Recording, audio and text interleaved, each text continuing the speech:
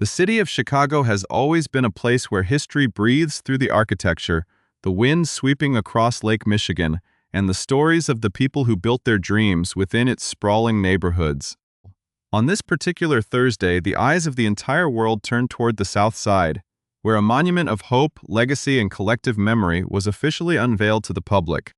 The grand opening of the Obama Presidential Center was not merely an event recorded in the archives of civic achievements. It was a gathering of monumental proportions, drawing together an unprecedented assembly of global leaders, cultural icons, and thousands of spectators who filled the surrounding parks just to catch a glimpse of the spectacle. The atmosphere was charged with a heavy sense of nostalgia, a feeling of deep reverence for the past, and an undeniable undercurrent of modern intrigue that would soon captivate the digital world. It was an afternoon designed to celebrate the continuous thread of democracy, the endurance of public service, and the artistic triumphs that define our shared human experience. Yet, as the sun began to set over the Midwestern horizon, casting long shadows across the brand-new 20-acre campus, the narrative of the day began to shift from the grand declarations of former statesmen to a whisper that started on the ground and quickly transformed into a roaring cascade of curiosity online. To fully understand how an evening dedicated to a historic institution became a focal point of global conversation, one must look closely at the fine line where public celebration meets the intense, unforgiving spotlight of modern celebrity culture. If you find these deep dives into the intersection of history, pop culture, and major world events fascinating,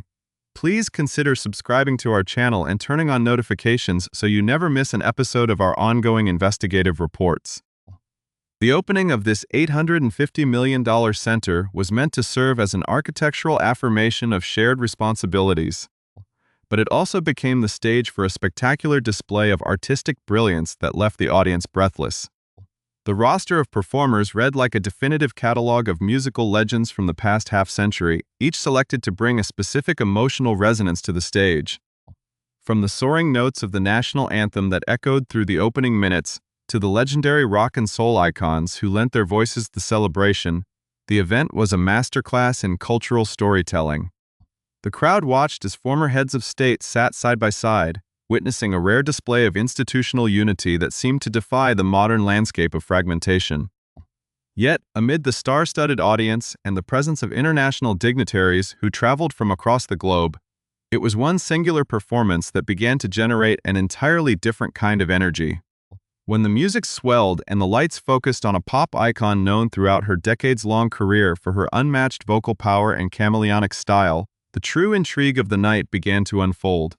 She stepped onto the stage dressed in a pale beige, semi-sheer sparkling gown that seemed to catch every ray of the afternoon light, commanding the attention of every individual in attendance and the millions watching via live stream. Her legendary blonde locks were styled in perfectly sculpted, soft signature waves that framed her face, creating an image that was simultaneously classic and startlingly modern. As she began to sing a deeply moving, show-stopping rendition of Louis Armstrong's iconic ballad, "What a Wonderful World," her voice carried the exact same raw, emotional depth and soaring range that had defined her rise to superstardom in the late 90s. The performance was flawless, a brilliant artistic gift chosen specifically by the former president himself to encapsulate the overarching theme of the day. But even as the beautiful notes washed over the crowd, causing the former first couple to smile and lean into the melody, a massive wave of bewilderment was already brewing across social media networks. Viewers tuning in from around the globe were instantly struck by something that had nothing to do with her undeniable vocal talent. On platforms like X, formerly known as Twitter, the conversation rapidly detached from the historical significance of the center and centered entirely on the star's physical appearance. Fans and casual observers alike began to express a profound sense of shock, stunned by what they described as a strikingly different visage that seemed to challenge their recognition of the pop titan. The immediate online reaction was a mixture of absolute awe for her performance and deep confusion regarding her aesthetic transformation. Questions began to multiply at a breakneck pace, with thousands of users demanding to know if what they were seeing was the result of incredibly heavy, transformative theatrical makeup, or if the 45-year-old singer had undergone extensive cosmetic or surgical modifications. The digital community became an amateur forum of scrutiny, analyzing every frame of the broadcast, comparing the singer's current look with archival footage from just a couple of years prior. One prominent commentator openly questioned whether they were looking at an imposter or the real deal, while another widely shared post pointed out that while the unmistakable powerhouse voice belonged entirely to her, the face looking back from the screen felt entirely unfamiliar. The intensity of the debate only grew as viewers began to draw comparisons to other legendary entertainment figures, specifically noting a sudden, uncanny resemblance to her former silver screen co-star from a celebrated 2010 musical film. The observation that she now mirrored a blonde-wigged version of that ultimate pop culture matriarch spread like wildfire, adding a layer of surreal theatricality to an evening that was already overflowing with high-profile drama. This unfolding mystery created a strange dichotomy within the event itself, where the solemnity of a presidential legacy was unfolding on one track, while a modern internet phenomenon regarding identity, aging, and the pressures of fame was exploding on another. The contrast could not have been more striking, a perfectly organized historical ceremony suddenly intersecting with the unpredictable, chaotic nature of viral public perception. As the report continues into its next phase, we will peel back the layers of this extraordinary gathering, examining the specific details of the main event, the tension that simmered beneath the surface of the guest list, and how this dazzling but polarizing performance fit into a larger, complex gathering of history makers. The unfolding visual mystery surrounding the pop icon's transformation was merely one captivating layer of an exceptionally dense and emotionally charged afternoon on the south side of Chicago. As the digital sphere continued to debate every detail of her appearance, the physical stage of the Obama Presidential Center became the site of one of the most remarkable gatherings of political and cultural power witnessed in recent history.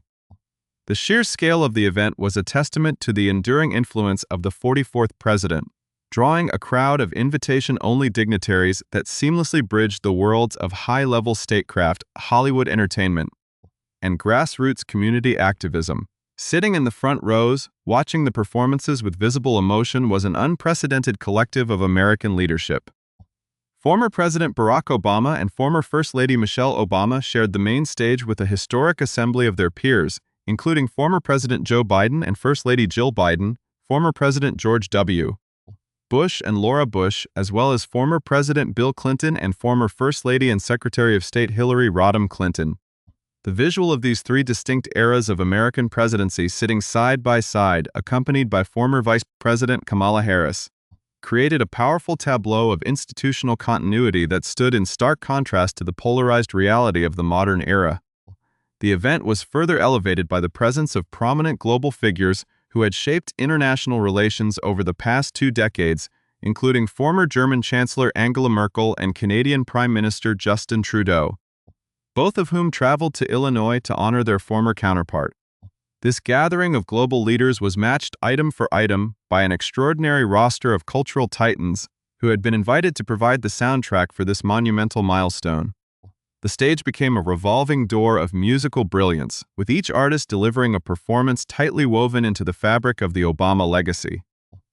Jennifer Hudson initiated the formal proceedings with a soaring, deeply moving rendition of the national anthem that set a tone of profound solemnity and celebration. As the afternoon progressed, the musical tributes grew increasingly powerful and collaborative. John Legend took to the piano to deliver a soulful performance of "Someday We Will All Be Free," a piece that resonated deeply with the themes of civic endurance. He was soon joined on stage by the Academy Award-winning rapper Common and the powerful voices of the Uniting Voices Chicago Youth Choir to perform their historic anthem, Glory, bringing a raw, cinematic intensity to the open-air pavilion. The musical journey continued as rock legends and global icons stepped forward to offer their own personal tributes to the former First Family. Bono and The Edge, representing a long history of international activism and artistic collaboration, delivered an acoustic, stripped-down version of the U2 classic City of Blinding Lights, with Bono explicitly noting that they were there to represent the spirit of the Irish people. Not far behind them was Bruce Springsteen, a longtime personal friend and cultural ally of the Obamas, who stood alone with his guitar to belt out a rugged, passionate version of Land of Hope and Dreams. Before exiting the stage, Springsteen paused, turned directly toward Barack and Michelle Obama, and delivered a simple, heartfelt declaration of love that captured the deep personal bonds connecting the performers to the family being honored. The atmosphere reached a peak of pure joy when soul pioneer Stevie Wonder took the stage, immediately changing the energy of the crowd with his timeless hits All I Do and Signed, Sealed, Delivered, I Am Yours. The sight of the former presidents and first ladies smiling, dancing in their seats, and singing along to the familiar choruses created a rare moment of unscripted human warmth amidst the rigid structure of a massive public ceremony. Wonder then brought all of the day's performers back onto the stage for a massive, collective rendition of Higher Ground, a finale that sent waves of energy through the thousands of spectators watching from the adjacent public parks. Beyond the musical acts, the guest list read like a definitive directory of global influence and celebrity clout.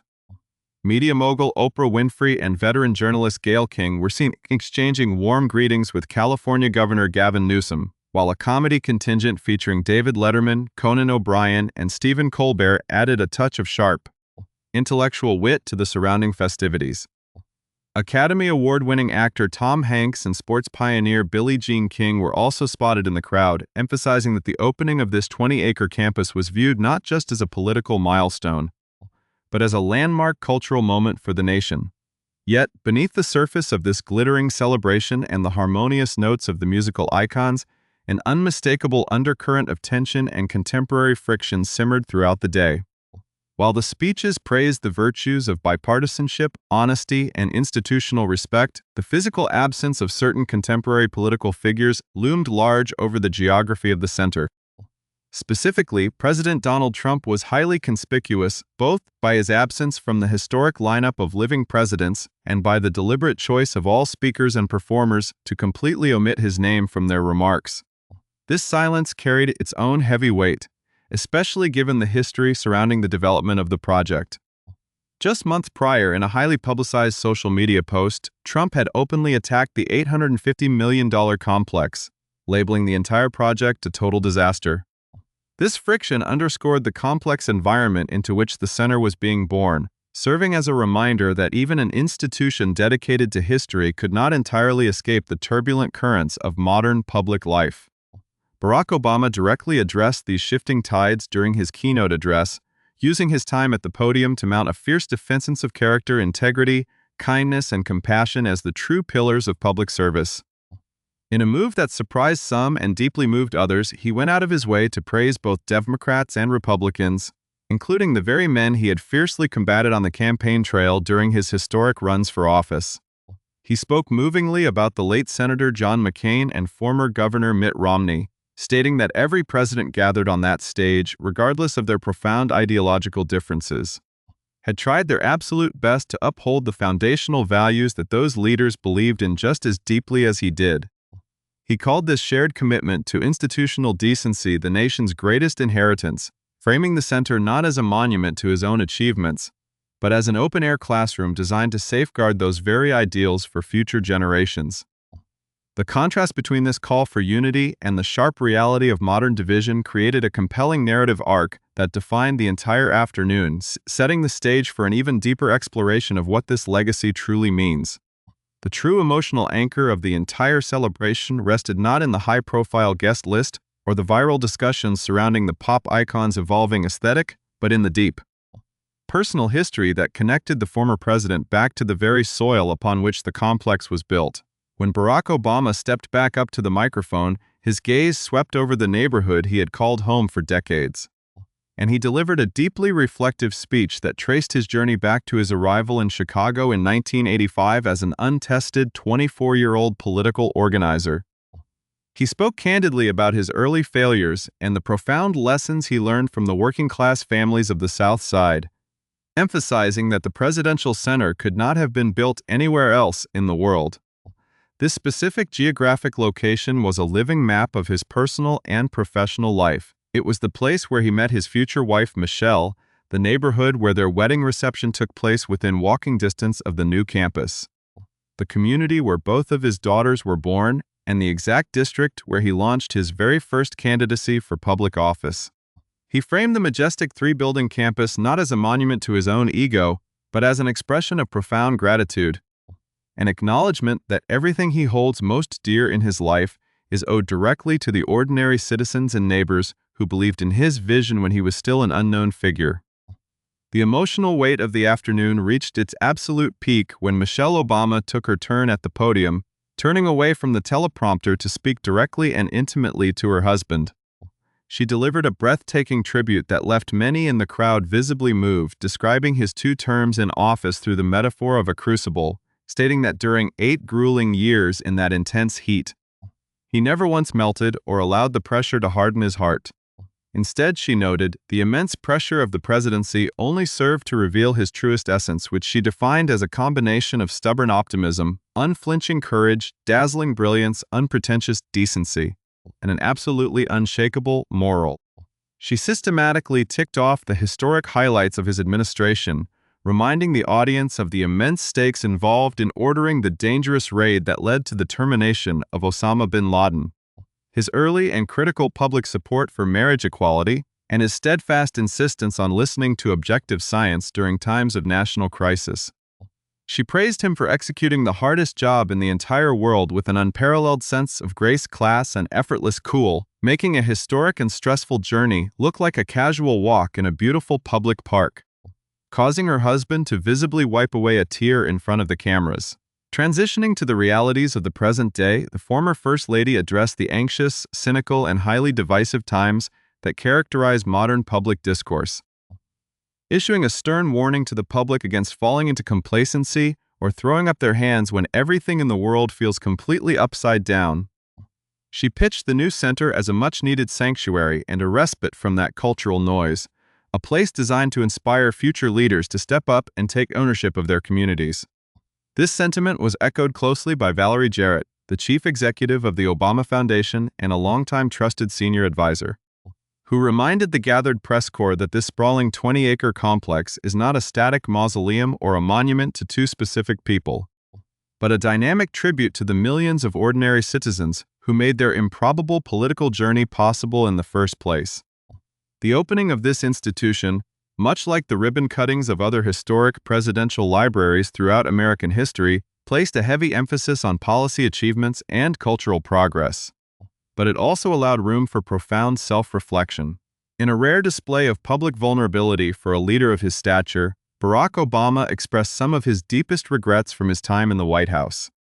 specifically pointing to the dramatic increase in political polarization and ideological rancor that occurred during his 2 terms. He recalled his final State of the Union address, where he had openly lamented that the suspicion between the major political parties had grown significantly worse instead of better.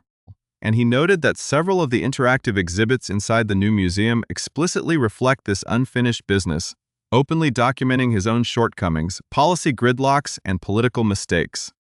This commitment to historical honesty has only heightened public interest in the facility, with general admission tickets for the museum completely sold out through the end of October,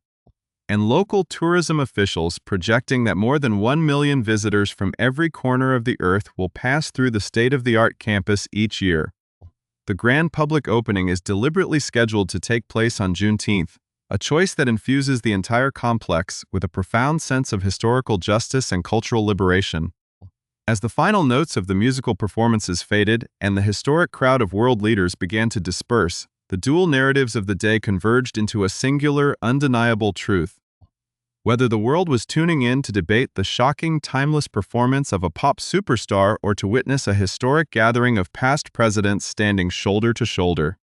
the event succeeded in drawing the global gaze back to the foundational values of community, legacy, and artistic expression. The stories of the heroes who took the stage, from the young organizers who built a movement to the legendary vocalists who provided its soundtrack, serve as a vivid reminder that history is not just something found in textbooks, it is a living, breathing reality shaped by the choices we make, the monuments we build, and the voices we choose to lift up in the pursuit of a more perfect union.